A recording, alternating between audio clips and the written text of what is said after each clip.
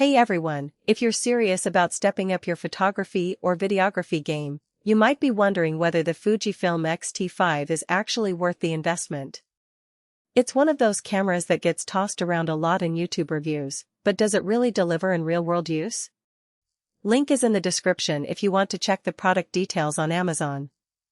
I've been shooting with the X-T5 for a few months now, mostly for travel, street photography, and some casual video work. And I've got to say, it's a solid step up from my older mirrorless.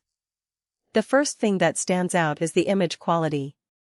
FUJIFILM's color science is already well known, but the X-T5 takes it even further with its 40.2 megapixel sensor.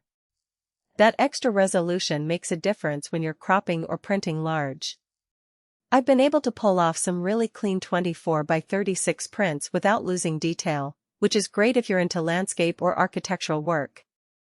Now, if you're into video, the X-T5 is no slouch either.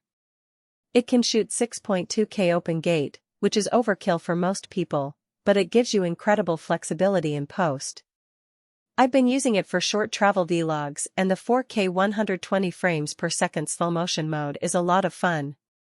The dynamic range is impressive too. You can push shadows and highlights pretty far without things falling apart. That's a lifesaver when you're shooting in tricky lighting, like golden hour with harsh contrasts. Autofocus is another area where the X-T5 shines. FUJIFILM's intelligent AF system tracks subjects really well, even when they're moving. I've used it for street photography where people are constantly in motion, and it rarely misses. The subject detection works surprisingly well for animals too, which is handy if you're into wildlife or pet photography. It's not quite as snappy as some of the top-tier sports cameras, but for most everyday use, it's more than enough. Build quality is something FUJIFILM always does well, and the X-T5 is no exception. It feels solid in hand, with a deep grip that makes it comfortable to hold for hours. The magnesium alloy body is weather-sealed, so you don't have to baby it too much in light rain or dusty conditions. I've taken mine out in some pretty rough weather, and it's held up fine. The flip-out touchscreen is great for vlogging or shooting at weird angles, and the electronic viewfinder is bright and clear, no complaints there. Speed-wise, the X-T5 keeps up with fast-paced shooting. The buffer is deep enough that you can fire off bursts without the camera slowing down, and the startup time is quick. I've used it in situations where I needed to capture a fleeting moment, and it didn't hesitate. The USB-C charging is a nice touch too. You can power it while shooting, which is super convenient on long days out. Now, let's talk about the downsides. The X-T5 is a bit on the pricier side, especially if you're coming from a crop sensor camera.